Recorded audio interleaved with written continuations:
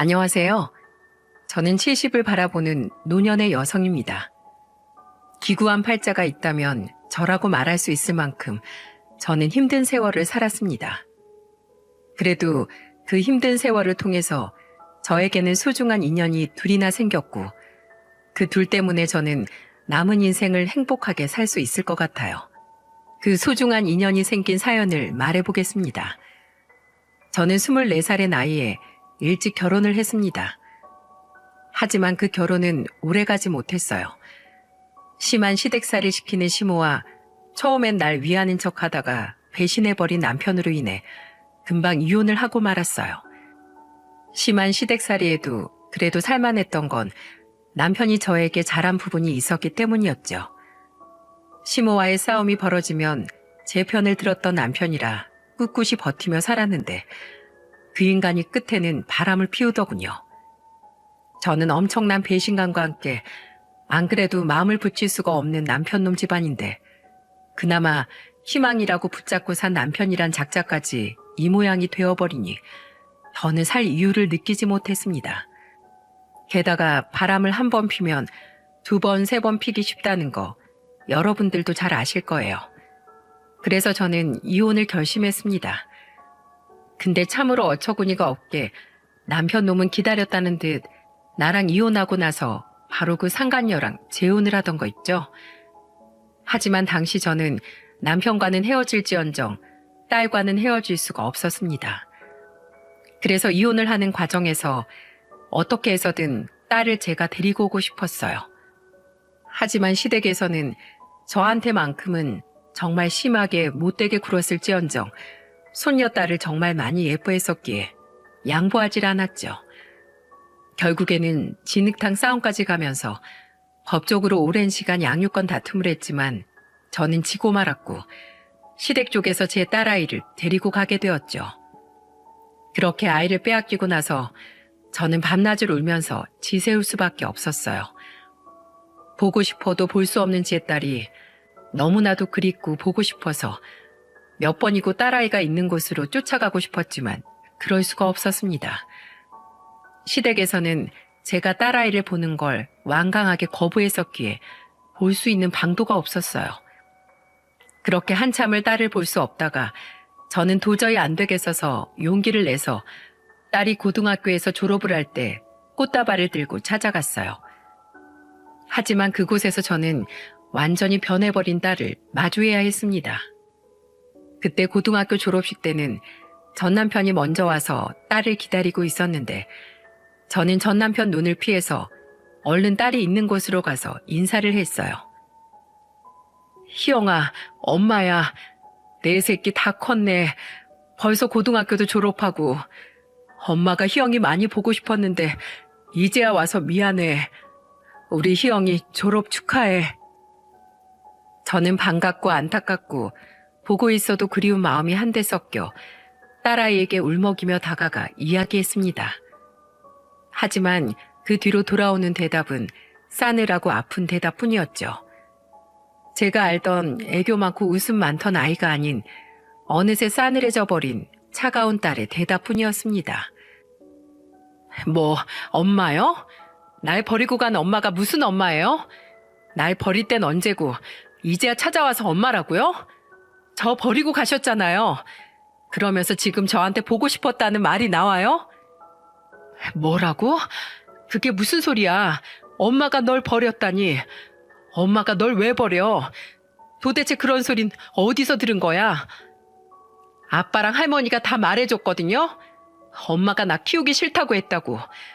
그래서 아빠랑 이혼하면서 아빠한테 나 버리고 엄마 새 인생 찾아서 떠났다고.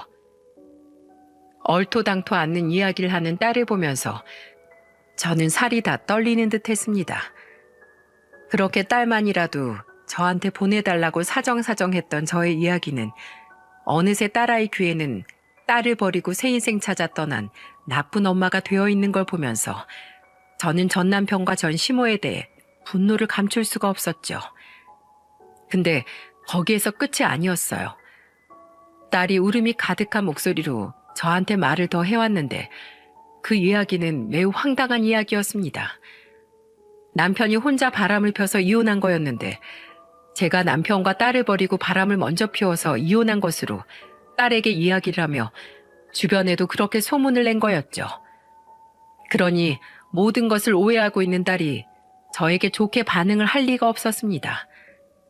저는 너무나 억울하고 분해서 딸아이에게 바로 해명을 했어요. 혜영아, 아니야. 그거 다 오해야. 엄마가 왜 널 두고 바람을 피우고 너를 버리고 새 인생을 찾아. 절대로 아니야. 엄마한테는 희영이 네가 내 인생의 전부인데 내가 어떻게 널 버리니? 그거 다 오해야.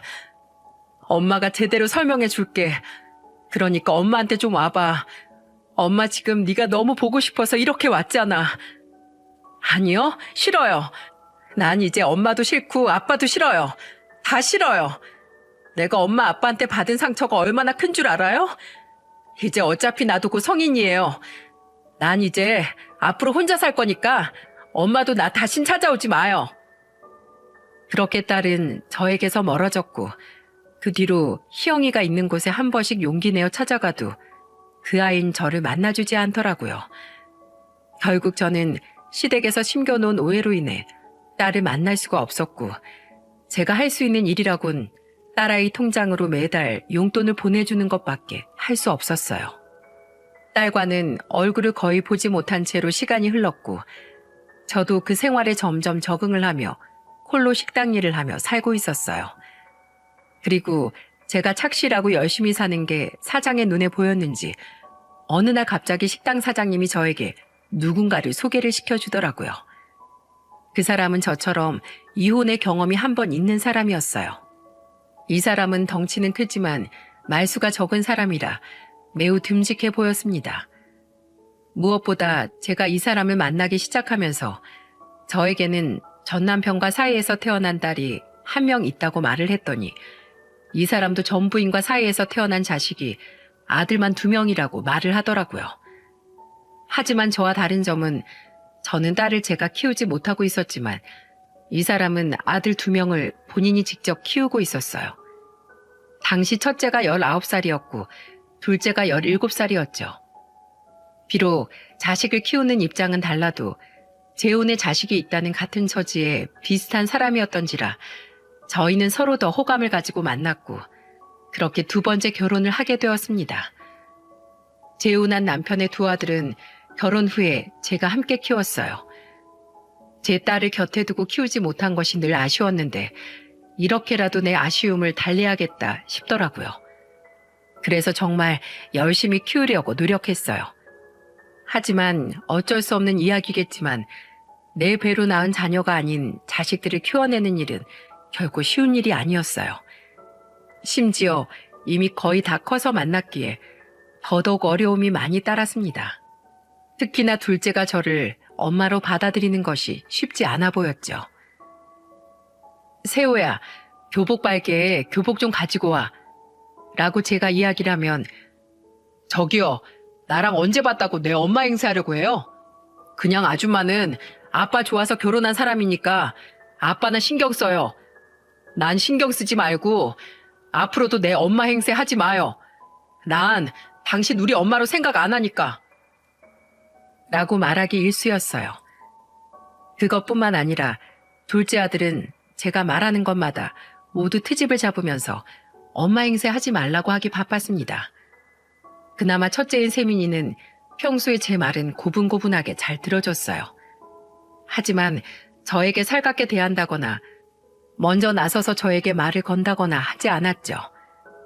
그저 제가 하는 말을 무시하지 않는 정도일 뿐이었어요. 하지만 자꾸 거칠게 나오는 둘째에 비하면 양반이었기에 저는 그것에 만족하면서 지내려고 했습니다. 그나마 다행이라면 이런 아이들의 행동을 남편이 볼 때마다 제 편을 들어줬다는 거였어요. 이놈의 자식들, 내가 너네한테 그렇게 가르쳤어? 새엄마가 너네한테 얼마나 노력하는데 어떻게 그렇게 못되게 굴어? 특히 둘째 넌 한 번만 더 새엄마한테 함부로 말하는 거 나한테 걸리면 내가 가만 안 둘 줄 알아. 근데 둘째는 지네 아빠한테도 만만치 않은 놈이었습니다. 아빠는 아빠만 좋으면 됐지 왜 우리한테까지 강요를 해요? 진짜 얼마나 짜증나는지 알아요? 아빠는 아빠 인생 살아요. 이때부터는 또 둘의 싸움이 시작이 되는 터라 저는 옆에서 다시 말릴 수밖에 없었습니다. 여보, 그만해. 나 괜찮아. 애들인데 아직 힘들 수 있지. 내가 더 잘할게. 세호야, 미안해. 새엄마가 아직 너네가 마음의 문을 다 열지도 못했는데 또 너무 했나 보다. 미안해. 그래도 아빠한텐 그러지 마. 아빠가 너네 정말 끔찍하게 생각하셔. 그래서 나도 너네한테 더 잘하려고 하는 거고. 그러니까 천천히 오래 걸려도 되니까 마음의 문만 좀 열어줘. 알았지? 오늘은 그만하고 둘 다 얼른 들어가서 쉬자. 당신도 그만하고 얼른 들어가요. 제가 마지막에 말리면 그제서야 그 둘도 어쩔 수 없이 그만하고 방으로 들어가곤 했어요. 처음에는 그것도 저에겐 너무 힘든 일이었지만 시간을 두고 저는 그래도 희망을 놓치지 않고 잘하려고 했어요. 그리고 그렇게 저희는 점점 적응을 해나갔죠. 그 사이 애들도 호칭을 그나마 엄마로 바꾸어 주었어요.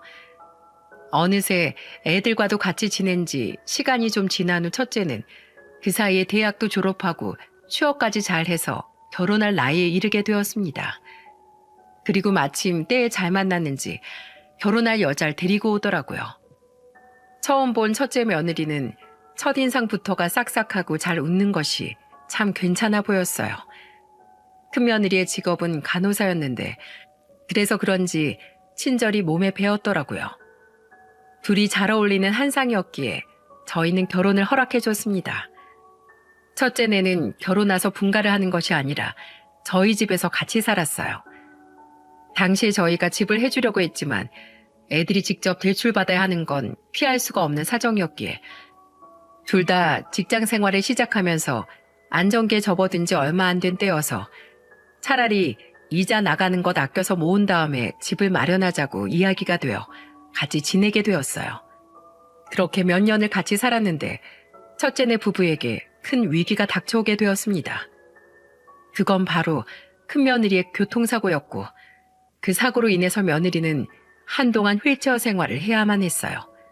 그 당시 척추를 잘못 다쳐 자칫하다간 2달이 쓸 수도 없다는 이야기까지 들려왔었기 때문에 각별하게 조심을 하고 재활치료를 받아야 했었어요. 그래서 그때부터 저는 지극정성으로 며느리를 보살폈습니다. 평소 아들들이 채워주지 않았던 자식의 빈자리를 며느리가 저에게 채워주었기에 저는 더더욱 마음이 아파 며느리가 다시 걸을 수 있도록 옆에서 힘껏 도와주었어요. 얘야, 힘내라. 우리 같이 해보자. 너 다시 걸을 수 있어. 어머님, 저 너무 힘들어요. 저 정말로 걸을 수 있겠죠? 당연하지. 내가 옆에서 끝까지 도울 거니까 걱정하지 마라. 내가 너 어떻게 해서든 걷게 해줄 거야. 큰아들과 어쩌다 다툼이 일어나면 늘 제 편까지 들어가며 자식 노릇을 해줬던 며느리였기에 저는 그 착한 며느리가 이렇게 힘들어하는 모습을 보고 있자니 너무나 마음이 아팠습니다. 그래서 정말 저도 최선을 다해서 며느리가 다시 걸을 수 있도록 도왔어요. 하지만 자신의 미래가 확실하지 않는 것 때문에 며느리는 한동안 우울증까지 겪게 되었어요. 그때마다 저는 또 며느리가 다시 마음을 잡고 일어설 수 있도록 애를 썼죠. 얘야, 얼른 일어나봐. 오늘 너 생일이잖아. 네가 좋아하는 소고기 잔뜩 넣고 미역국 끓였다. 얼른 일어나서 이것 좀 먹어봐. 먹고 힘내야지. 마음 단단히 먹고 얼른 열심히 먹고 힘내서 또 걷기 연습하자. 어서. 어머님, 한 발도 제대로 안 떨어지는데 제가 진짜로 걸을 수 있긴 한 걸까요? 저 진짜 너무 힘이 들어요. 다 포기하고 싶어요, 정말. 아니, 왜 그래? 그런 약한 소리 하지 말라고 했지. 너 무조건 걸을 수 있어. 재활만 잘하면 너 걸을 수 있다고 의사 선생님도 그랬잖아. 그러니까 빨리 일어나. 당장 일어나라. 너 걸을 수 있어. 저는 최선을 다해 며느리의 정신도 붙잡아 주려고 노력했고 다시 걸을 수 있도록 재활도 정말 열심히 받도록 해주었어요. 자, 걸을 수 있어. 천천히 한 발자국만 떼봐. 옳지, 옳지, 잘한다. 어머니, 저 너무 힘들어요. 제 마음대로 몸이 안 움직여요. 그래, 당연하지. 지금은 어려운데 또 잘 될 거야. 봐봐라. 너 어제보다 지금 앞으로 더 왔잖아. 잘하고 있어. 장하다, 내 며느리. 어머니, 감사합니다. 고맙기는 내 자식인데 당연하지. 울지 마, 뚝.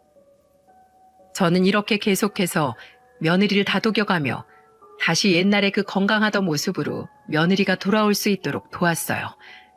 그리고 그걸 아는 며느리도 저를 많이 따랐습니다.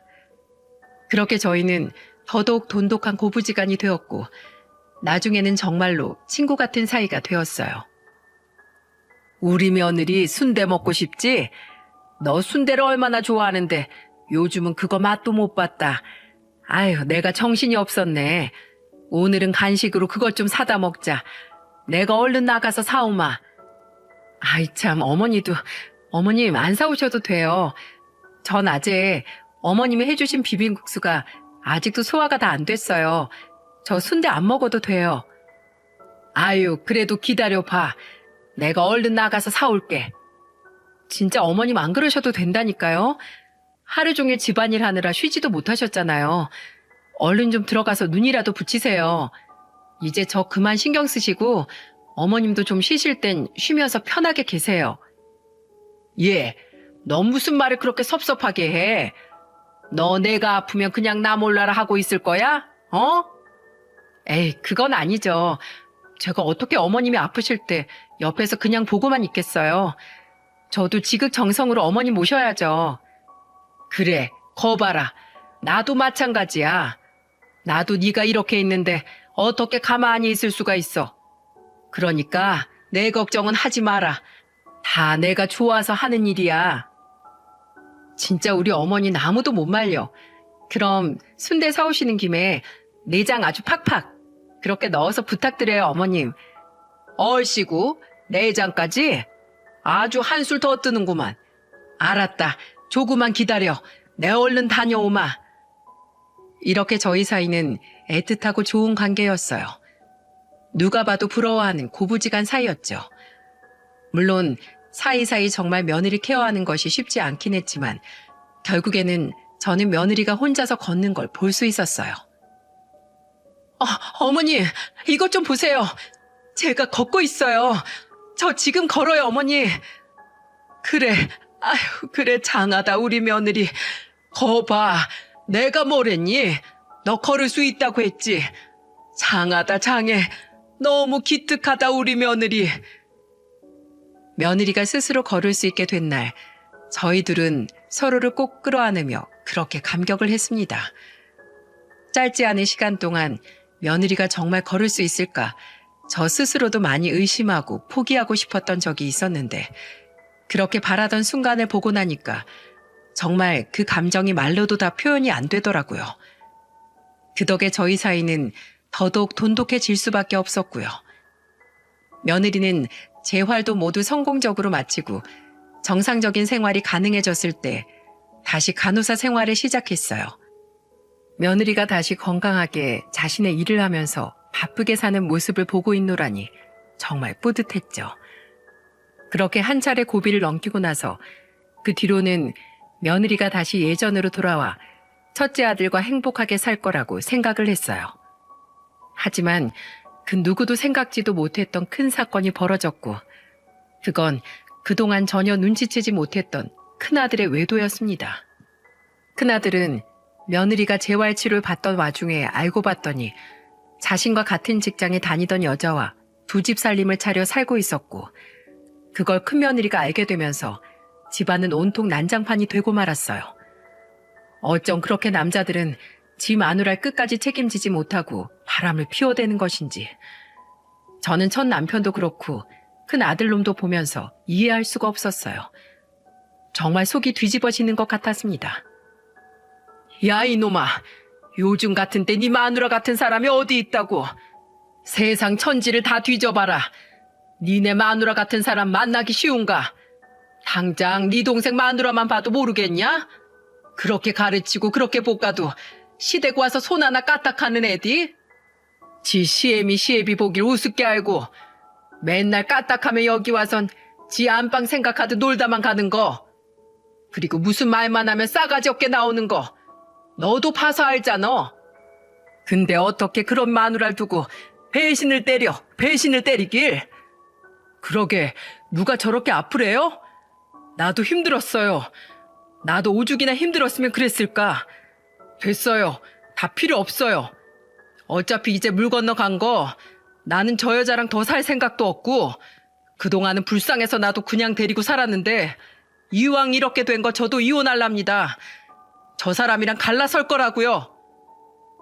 큰아들은 나무라는 저의 말에 오히려 적반하장으로 나와서는 큰며느리와 이혼을 하겠다고 난리를 피웠어요. 저는 그 뒤로 굳고 말렸지만 결국 고집스럽게 이혼을 강행했고 이 둘은 이혼을 할 수밖에 없었습니다. 다행인지 불행인지 이 둘 사이에는 아이도 없었기 때문에 그대로 헤어지게 되었어요. 근데 정말 끝까지 첫째는 며느리에게 잔인하더군요. 야, 이왕 이렇게 된 거 너도 네 갈 길 잘 가라. 어쩌겠어? 나도 네가 더 이상 여자로 보이지가 않는데 그나마 애라도 없으니까 너도 자유롭게 살아. 그동안 고생 많았다. 뻔뻔한 큰아들의 말에 며느리는 그 자리에서 주저앉아 버렸어요. 그대로 짐을 싸고 나가버리는 큰아들을 붙잡지도 못하고 저는 며느리를 감싸 안았습니다. 어머님, 저 어떡해요? 이제 저 어떻게 살아야 돼요? 저 인간이 저한테 싹싹 빌어도 부족할 판에 어떻게 저한테 이래요? 미안하다. 내가 미안해. 내가 지금 네 심정 다 안다. 얼마나 억울하고 화가 날까. 내가 대신해서 사과하마. 정말 미안하다. 아니 어머니, 어머님이 왜 저한테 미안하세요? 그 인간이 다 잘못한 건데. 사실 그동안 저 재활하면서 몇 번이나 수상한 거 느꼈어요. 근데 그때는 이해했어요. 왜냐면 제 꼴이 이런데 그 사람이라고 안 힘들었겠어요? 그래도 내가 걷게 되면, 내가 괜찮아지면 그 사람도 괜찮아지겠지 했어요. 그래서 힘들어도 꾹 참고 미워도 다 용서하고 넘어가고 했는데 결국엔 결과가 이렇게 되었네요. 그래, 네가 얼마나 그동안 속을 썩었을까. 비록 우리가 이렇게 됐지만 우리 그래도 앞으로 종종 연락하면서 그렇게 얼굴 보면서 살자. 그래도 너랑 나랑 지낸 시간이 있는데 어떻게 또 한순간에 연을 끊을 수가 있겠니? 친자식은 아니어도 내 아들보다도 네가 더 나에게 힘이 되어주고 했는데 그러니 종종 연락하자 하가. 네 어머니, 제가 꼭 연락드릴게요. 그동안 정말 감사했습니다. 그렇게 큰며느리는 첫째와 이혼을 하고 나서 집을 나갔고 저는 한동안 며느리의 빈자리로 인해 적적함까지 느껴야 했었어요. 큰며느리가 나가고 나서 제일 좋아했던 사람은 다름 아닌 작은 며느리였어요. 작은 며느리는 큰며느리가 우리 집에 시집 오고 나서 얼마 안 되어 바로 들어왔는데 정말 이 둘은 상극이었습니다. 완전히 달랐어요. 예쁜 짓만 골라 했던 큰며느리와 달리 작은 며느리는 미운 짓만 골라서 했고 그 미운 짓을 옳은 소리 잘하는 큰며느리가 매번 혼내면서 가르쳤는데 그때마다 그걸 못마땅해 하고 싫어하곤 했었죠. 그러니 큰며느리가 그렇게 이 집을 떠나고 나니 얼마나 좋았겠습니까? 그러게 주제 파악도 못하고 형님이랍시고 나한테 맨날 뭐라 하고 가르치려고 들고 내가 진짜 그거 꼴사 나와서 보기 싫었는데 너무 잘 됐지 뭐예요? 하여간에 애초에 그렇게 다쳤으면 그냥 눈치껏 알아서 나갔어야지 말이야. 결국엔 못 볼 꼴을 봤네요. 이래서 사람은 자기 주제 파악이 빨라야 돼. 아유, 속 시원해 정말. 저는 명절에 와서 이렇게 말을 하는 작은 며느리 보면서 화가 났습니다. 예, 넌 어쩜 그렇게 말을 못되게 하니? 어떻게 눈앞에 없는 사람을 두고 그렇게 말을 해? 첫째가 널 혼낼 때마다 괜히 그랬어? 네가 행동을 똑바로 안 하니까 제대로 가르쳐 준 거 아니냐? 너야말로 어쩜 그렇게 사람이 못됐어? 또 저한테 왜 이러세요? 진짜 별꼴이야.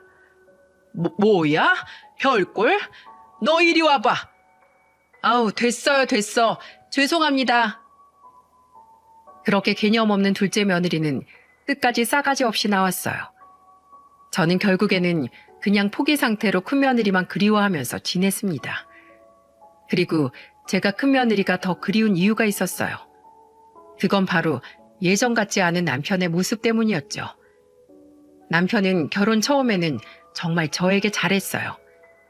첫 번째 남편보다도 훨씬 더 다정하고 든든한 사람이었죠.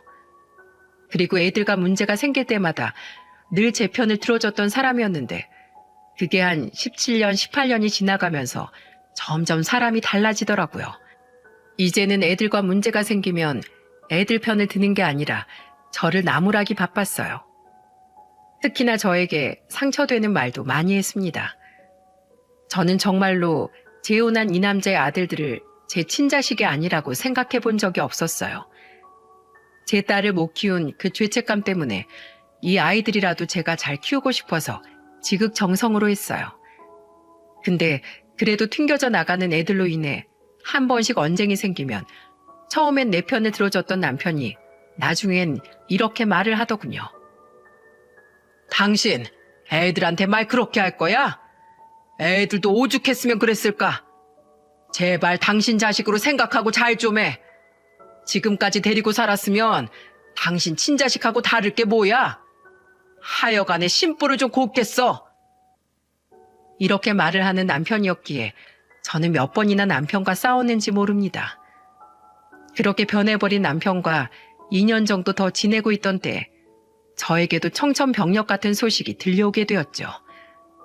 그건 다름 아닌 저의 암 소식이었고 몸이 좀 안 좋아 받았던 건강검진에서 암 진단이 떨어지고 말았어요.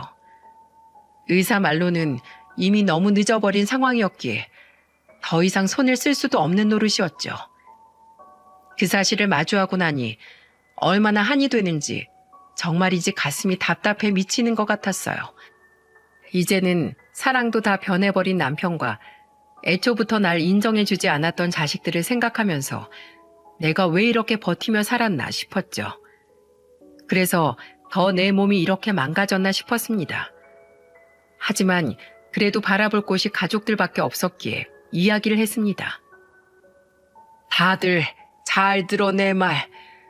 나 암 말기래. 이제 얼마 못 산다고 병원에서 그러더라. 시한부래나. 제 말에 놀라는 사람은 다름 아닌 남편이었어요. 저는 그걸 보면서 그래도 이 사람이 나에 대한 마음은 남아있구나 했는데 그 놀라는 소리 뒤로 들려오는 말로 인해 저는 그대로 좌절할 수밖에 없었어요. 뭐라고? 암? 시한부?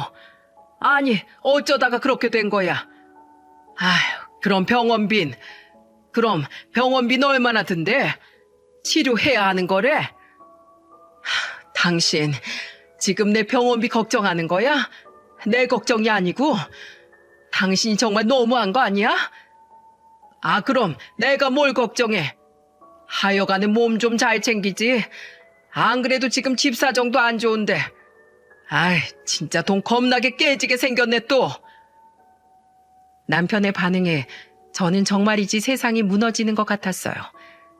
애들 반응은 말할 것도 없었고 남편까지도 절 걱정하긴커녕 돈 생각에 그렇게 피지 말라고 한 담배까지 집안에서 풀풀 피워대는 그 인간을 보면서 정말 내가 어떤 인생을 산 건가 후회스럽기까지 하더군요. 그 당시 남편은 첫째 아들과 마트를 운영하고 있었는데 그 마트가 힘든 상황이긴 했습니다. 하지만 그래도 이런 반응을 보이는 것이 서운하고 미웠어요. 근데 거기에서 끝이 아니었죠. 저를 더 비참하게 만드는 그 한마디로 인해서 저는 세상을 살 이유까지도 잃을 뻔했어요. 여보, 우리 이쯤에서 그만합시다. 이혼하자고 우리. 내가 당신이 아파서 그런 게 아니라 사실 전부터 생각하고 있었어. 더 이상 자식들하고 당신 사이에 중재도 못하겠고 나도 힘들어서 못 해먹겠어. 그러니까 각자 이젠 편하게 살자고. 뭐라고? 이혼하자고? 내가 그동안 이 집안에서 어떻게 살았는데, 내가 너네 위해서 어떤 희생을 하면서 살았는데 그딴 말도 안 된 핑계로 날 버리려고 그래? 이 악마 같은 인간아. 아, 돈이 없는데 어떻게 그럼? 그러게 평소에 몸이나 좀 잘 챙기지. 인간아. 첫째 놈이 잘 다니는 직장 그만두고 사업한다고 했을 때 그때 돈을 왜 퍼다 줬니? 그리고 둘째는 쓰잘데기 없는 투자한답시고 또 돈 요구할 때 그때 그 돈들만 안 줬어도 당신 이렇게 안 힘들었잖아. 아, 그럼 나더러 어쩌라고?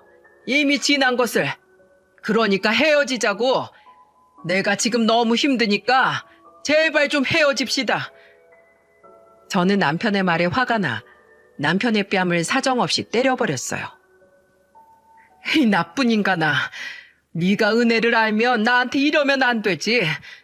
당신은 천벌 받을 거야, 천벌. 그래, 차라리 이렇게 때리고 그냥 떠나. 그냥 갈라서자고. 남편의 이기적인 모습을 보면서 저는 너무나 좌절스러워 주저앉아 있는데 집에 무슨 볼일이 있어 왔는지 어느새 집에 와 있던 첫째가 제 모습을 보면서 더 이기적인 소리를 꺼냈어요. 그래요, 아줌마. 어차피 나도 당신 보고 사는 세월 지겹고 힘들었고 당신도 우리 보는 건 마찬가지였을 거 아니에요. 그러니까 그냥 우리 아빠가 이혼하자고 할 때 구차하게 매달리지 말고 깔끔하게 헤어지세요. 당신도 그 시한부 인생 다 죽어가면서 못 볼 걸 보면서 살고 싶진 않을 거 아니에요. 큰아들은 이제 엄마라는 소리도 하지 않고 절 아줌마라 부르며 저에게 상처되는 말을 했어요. 그런 말까지 들으면서 제가 정말로 살 이유를 느끼지 못해서 저는 남편의 말대로 이혼을 하고 나왔습니다. 그 집안에서 20년을 수모를 당하며 살면서 제가 얻은 거라곤 이혼 때 위자료로 받은 3천만 원이 전부였어요. 남편은 정말로 생활이 어려웠기에 그것조차도 못 주겠다고 버티고 있었는데 저는 그거라도 받아야겠어서 악착같이 우기고 우겨서 그 돈을 뜯어낼 수 있었어요. 전부 다 법으로 해결을 하니까 그 돈이라도 받을 수 있어서 그나마 다행이었어요. 하지만 그 돈으로는 갈 수 있는 곳이 없었습니다. 저는 그 3천만 원을 가지고 그냥 숨만 쉬고 살 수 있을 만한 쪽방촌으로 들어갔어요. 그때는 다 포기 상태였기에 뭔가를 할 의지조차 없었어요. 그래서 그 방에 혼자 들어가 생활하면서 매일을 울다가 지쳐 잠들곤 했었죠. 그렇게 혼자 힘든 생활을 하고 있는데 어느 날 제가 사는 쪽방촌 집을 두드리는 소리가 들렸습니다. 그 집으로 찾아올 사람이 없었기에 순간 겁이나 숨을 죽이고 있었는데 그 뒤로 한 목소리가 들려왔어요. 안에 아무도 안 계시나요? 여기 김숙향 씨라고 안 계실까요? 익숙하면서도 파악이 안 되는 목소리였지만 그래도 일단 여자 목소리였기에 조금 안심이 된 저는 그대로 문을 열어주었고 문 앞에 서 있는 존재로 인해서 그대로 품에 안겨 눈물을 펑펑 쏟고 말았어요. 누구십니까? 제가 김숙향인데. 이 말을 하며 나간과 동시에 문 앞에 있던 여자를 보니 그 여자는 다름 아닌 저의 큰며느리였어요. 그 얼굴을 보자마자 저는 그대로 그 품으로 들어가 버렸어요. 이게 누구냐? 이게 누구야? 아가. 어머님, 네, 저예요. 저 어머님이 예뻐하시던 큰며느리 장미요. 우리 어머님 왜 이렇게 말랐어요? 왜 이렇게 작아졌어요, 어머니? 우리 어머님 부서질까봐 앉지도 못하겠네. 그동안 고생 많으셨죠? 저희는 문 앞에서 한참을 서로 끌어안고 있다가 겨우 진정하고 집 안으로 들어왔어요.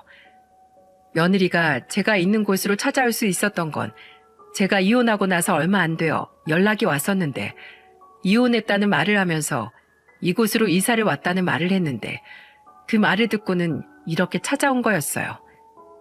조만간 만날 생각은 하고 있었지만 집으로 올 줄은 몰랐기에 갑작스러운 며느리의 방문에 저는 더 감격할 수밖에 없었어요. 어머님, 괜찮아요? 왜 이러고 계세요? 가셔서 치료라도 받으셔야죠. 어쩌겠니? 어쩌겠어. 내 주위에 남는 사람이 없는데 다 내가 인생을 잘못 살아서 그래. 다 내 탓이다. 이제는 살 이유도 없어. 어머님, 그런 소리 마세요. 왜 어머님이 인생을 잘못 사셔요? 어머님만큼 훌륭하게 사신 분이 어디 있다고. 오히려 어머님, 존경받을 만한 삶을 사신 분이에요. 다 제 잘못이에요. 제가 조금만 더 일찍 연락드리고 찾아왔어야 했는데 제가 좀 급한 일이 있어서 그거 처리하고 오느라 좀 늦었어요. 너무 늦게 와서 죄송해요, 어머님. 너무나도 고맙게 말을 해주는 며느리 보는데 이상한 게 하나 있었습니다. 그건 바로 며느리 옆에 있는 짐가방이었어요. 알고 봤더니 며느리는 그대로 저와 함께 지내기 위해서 짐을 싸들고 아예 와버린 거였어요. 어머님, 저 간호사인 거 아시죠? 저 여기서 어머님 간호하면서 지낼 거예요. 어차피 출퇴근도 여기서 가능해서 제 앞가림 다 하면서 어머님 오실 거니까 저 말리시면 안 돼요. 저 아플 때 정말 세상 다 포기하고 싶을 때 어머님 저한테 어떻게 하셨어요? 저 이렇게까지 건강하게 살게 만드셨잖아요. 그 은혜 갚으러 온 거예요, 저. 그러니까 받아주세요. 며느리의 말을 들으면서 제가 그래도 인생을 헛산 건 아니구나 싶어 감동을 받았습니다. 그 뒤로 며느리인 장미는 저를 열심히 간호해 주었어요. 그리고 대학병원까지 연결을 해줘서 저는 다시 치료까지 받을 수 있었어요. 어머님, 요즘은 기술이 좋아져서 사기여도 충분히 치료받고 다시 살 수 있어요. 물론 치료 안 되는 암 종류들도 있는데 어머님은 지금 그런 건 아니잖아요. 그러니까 희망을 가지고 치료 열심히 받으세요. 아셨죠? 저에게 희망을 심겨주는 며느리 덕분에 저는 다시 마음을 잡고 치료를 시작했어요. 처음에는 미안해서 거부를 했지만 완강하게 저를 설득하는 장미로 인해서 저는 치료를 받았습니다. 이때는 사실 며느리보다는 제 자식처럼 생각이 되었기에 제 며느리를 장미로 표현하겠습니다. 그렇게 저는 장미 덕분에 치료를 잘 받고 있었는데 그 와중에 또 장미에게 정말 잊지 못할 소중한 선물을 받을 수 있었어요. 병원에 입원을 해서 치료를 받고 있던 때였는데 그때 제 병실로 누군가가 찾아왔더군요. 병실 문을 열고 들어오는 누군가를 보면서 저는 그 자리에서 입을 틀어 막을 수밖에 없었어요.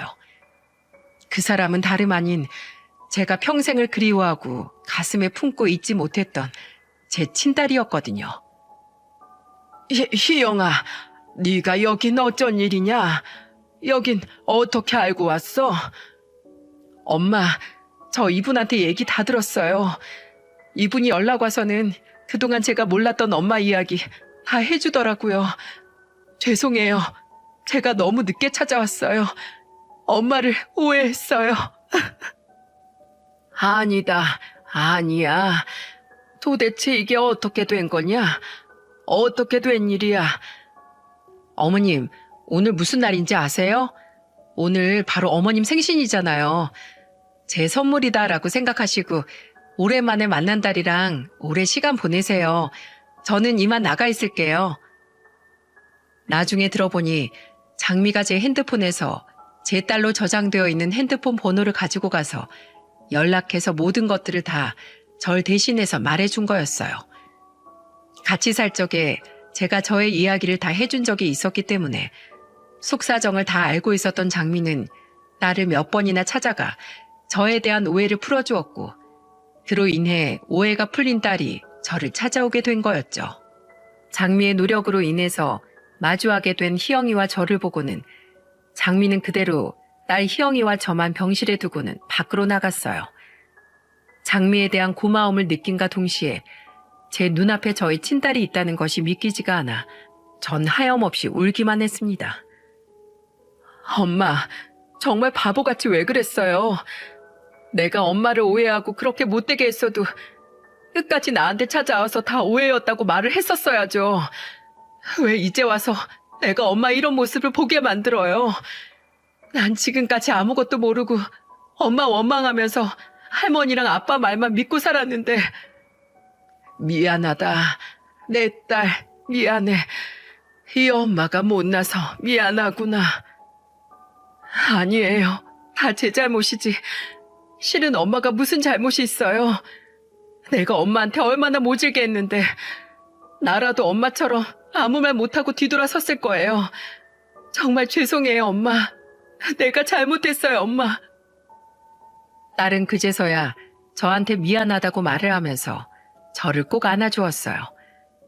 저는 딸이 안아주는 이 품 하나로 그동안의 그 고생들이 싹 다 해소되는 듯 했습니다. 딸과 감격적인 재회를 마치고 우리 둘은 장미에게 정말로 진심을 다해서 고마워했어요. 고맙다. 고마워, 장미야. 네 덕분에 내가 내 딸을 다 보는구나. 이젠 죽어도 여한이 없다. 엄마, 왜 그렇게 말해요? 장미 씨가 엄마 희망이 있다고 했어요. 그쵸, 장미 씨? 네, 맞아요. 아직은 더 기적을 바라야 하는 상황이지만 그래도 희망이 있으니까 어머님 포기하시면 안 돼요. 저랑 약속하셨잖아요. 약한 소리 안 하시기로. 그래, 맞다. 나 이제야 우리 딸 얼굴도 보고 너도 이렇게 내 옆에 있는데 내가 너네 둘을 봐서라도 열심히 치료받으마. 나 더 살아서 너네랑 더 행복하게 살고 싶다. 저는 마음이 약해졌다가 이 두 딸들을 보고는 다시 살고 싶은 생각이 들었습니다. 그래서 그때부터는 더더욱 치료를 열심히 받았고 그 뒤로는 딸 희영이도 퇴근하자마자 저에게 오면서 저를 정성스럽게 간호를 해주었어요. 그 뒤로 장미는 또 하나 준비하는 게 있었습니다. 그건 바로 전 남편 집안에 대한 복수였죠. 어느 날 장미는 비장한 목소리로 말을 했어요. 어머님, 우리 여기에서 끝내면 안 돼요. 이젠 우리 이렇게 만든 인간들 제대로 복수해야죠. 두고 보세요, 어머님. 제가 조만간 제대로 복수하고 올게요. 며느리는 저에게 의미심장한 말만 해놓고 그 뒤로 알아서 일을 진행하는 듯 했어요. 그 전 남편은 첫째 아들이 잘 다니던 직장을 그만두고 사업을 한다고 했을 때 돈을 줬다가 다 말아먹고는 그 둘이서 마트를 하나 차려서 운영을 하고 있었는데 그곳에다가 장미가 무슨 일을 벌이려는 듯 했어요. 그리고 그 일은 머지않아 바로 저질렀는데 그건 바로 맘카페에 폭로를 한 거였어요. 땡땡마트 두 부자 사장들이 자신들의 마누라한테 한 짓들을 고발합니다. 라고 하면서 마트집 두 아들이 새엄마인 나한테 모질게 했던 거, 큰아들은 아픈 마누라를 두고 바람을 피워 결국에는 이혼한 것, 그 마트 아빠 사장도 암에 걸린 마누라를 가차없이 버려버린 이야기들을 쫙 써서 인기 있는 맘카페에 올려버렸고 그 글이 일파만파로 퍼지면서 전 남편과 전 큰아들이 운영하는 마트는 치명타를 입게 되었어요. 저도 맘카페에 대해 잘 몰랐는데 거기가 동네 엄마들한테 입김이 센 곳이라 잘못된 내용만 알려줘도 다 망하는 것 같더라고요. 그래서 결국 그 마트도 안 좋은 소문이 돌게 되면서 손님들이 침도 뱉고 가고 이용도 안 하게 되면서 폐업 절차를 밟게 된 것 같았어요. 안 그래도 대형 마트 때문에 장사가 안 되는 곳이었지만 맘카페 폭로글 이후에 완전 큰 타격을 입고 망해버린 거였죠. 하지만 장미는 복수를 거기에서 그치지 않았어요. 제 앞에서 갑자기 누군가에게 스피커폰으로 전화를 걸었고 저는 그 대상을 바로 알 수 있었어요. 여보, 안녕? 잘 지냈어? 마트 망하고 어떻게 사나? 맘카페 위력 좀 잘 느꼈나 모르겠네. 뭐야? 야, 네가 그 글 올린 거야? 다 네 짓이었어? 그럼 누구겠어? 그 글 못 봤니? 누가 봐도 니네 부자가 우리한테 한 짓거리인데 너넨 그냥 그대로 거지같이 살아. 어디 한번 시궁창 인생이 뭔지 제대로 깨달아봐. 그리고 끝까지 내가 너네 행복한 걸 못 보게 해줄 거니까 각오 단단히 하고. 며느린 그렇게 전화를 하고는 끊어버렸어요. 근데 이 통화가 또 전 남편 귀에 들어갔는지 얼마 안 돼서 저한테 따지는 전화가 오더라고요. 근데 저는 그때도 장미처럼 이야기하고는 끊어버렸죠. 야, 인생을 그러니까 똑바로 살았어야지. 우리가 뭐 틀린 말 없는 말 지어낸 것도 아니고 있는 그대로 말했을 뿐인데 그러니까 니네 인생 꼬라지가 그렇게 된 거야. 니네 팔자 니네가 꼰 거라고. 어디 그 본인 손으로 꽈버린 인생 잘 풀면서 살아보쇼. 다시 나한테 이딴 걸로 전화하지 말고. 저한테 막 따져대는 인간에게 저는 속 시원히 이야기를 해주었어요. 어머님, 너무 잘하셨어요. 우리 어머님 나이스 샷. 그래, 네 덕분에 내가 아주 속 시원히 이렇게 복수도 해본다. 그렇게 복수도 성공적으로 하고 저는 기분 좋게 치료에 매진했습니다. 물론 치료하는 과정이 지옥같이 힘들 때도 있었지만 저의 피나는 인내와 장미와 희영이의 간호로 저의 상태는 기적적으로 호전이 되었어요. 저는 제가 당장이라도 죽을 줄만 알았는데 두 딸들의 노력 끝에 저는 살 수 있게 되었고 성공적으로 수술이 끝나고 나서 저는 완치 판정을 받기까지 계속해서 관리를 받고 있는 중이랍니다. 그게 벌써 2년이나 되었네요. 그동안에 아직까지는 다행히 아무 문제 없이 제 몸을 잘 지켜내고 있어요. 그 이후로 제 며느리와 딸은 친자매처럼 지내고 있고 아이 며느리는 저와 살림을 합쳐서 저랑 같이 살고 있는 중이네요. 제 딸은 이미 결혼을 한 상황이었는데 그 이후로 사위까지 인사를 받으면서 왕래를 하며 지내고 있어요. 그리고 여기에서 경사가 하나 터졌는데 결혼 후 오랫동안 생기지 않았던 아이가 생기면서 딸은 곧 출산까지 앞두고 있는 상황이랍니다. 노년까지 정말 힘든 시간만 지내오면서 이대로 내 인생이 허무하게 끝나버리는 줄 알았는데 그래도 그간의 세월 동안 쌓은 저희 희생이 빛을 발하면서 노년의 꿈도 꾸지 못했던 행복을 누리면서 살 수 있게 되어 정말 감사할 따름이에요. 오히려 나를 배신했던 첫째 남편은 술 좋아하고 여자 좋아하는 성격을 못 버리고는 그 뒤로 계속 망나니처럼 살다가 일찍 세상을 마감한 듯 했고 또 아픈 나를 버린 두 번째 남편도 지금은 쫄딱 망해 어떤 삶을 살고 있는지 모르겠습니다. 어쨌든 나를 괴롭게 하고 힘들게 했던 사람들의 인생과 제 인생이 완전히 역전하게 되면서 저는 진짜 사람 인생은 끝까지 가봐야 한다는 걸 더욱 뼈저리게 느끼게 되었어요. 앞으로 저의 마지막 인생 목표는 우리 장미가 희영이처럼 다시 좋은 사람을 만나 행복해졌으면 하는 건데 저도 장미도 남자에게 대인 상처가 크다 보니 그게 쉽진 않네요. 하지만 우리 희영이를 보니 정말 좋은 남자도 있다는 걸 느끼고 있기에 저는 우리 장미의 행복도 빌어보려고 합니다. 부디 우리 장미가 더 행복해질 수 있게 응원해 주세요. 그리고 저와 이 사연이 우리 장미에게도 작은 선물이 되어 좋은 추억이 되었으면 좋겠네요. 또 내가 이 사연을 보낼 수 있게 하루 종일 컴퓨터로 내 말을 옮겨 적어준 우리 딸 희영이도 평생 이제는 이 엄마랑 행복하자. 너희들이 나에게는 무엇과도 바꿀 수 없는 큰 선물이야. 사랑한다 내 딸들. 여러분에게도 앞으로의 삶에 행복만 가득하시길 바라겠습니다. 사연 들어주셔서 감사합니다.